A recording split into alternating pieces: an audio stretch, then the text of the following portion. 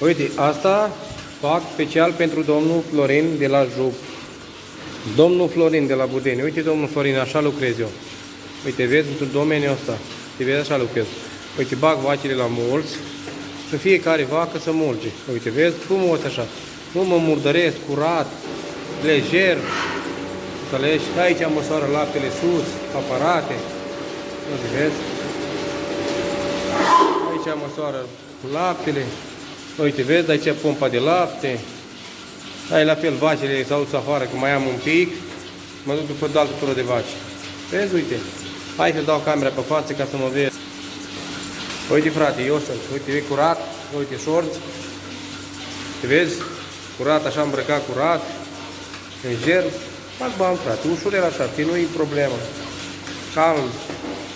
Că unii iei tu 50 de bete din drum, nu le iei, frate, din drum de 50 de bete. La Jup trebuie să muncești.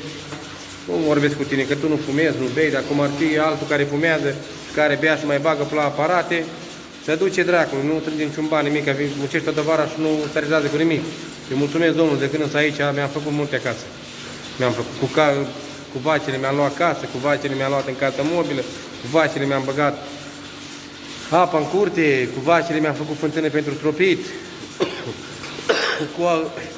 cu vacile mi-am luat drujbă, cu vacile am făcut multe acasă, mulțumesc Dumnezeu, cu vacile am pus bani deoparte, cu vacile mi-am luat porci, cu vacile mi-am luat găini, numai pe munca la vaci. Da. Eu îți doresc o seară frumoasă și ai grijă de tine, fratele meu. Să spor la muncă îți doresc. Te-am pupat. Pa!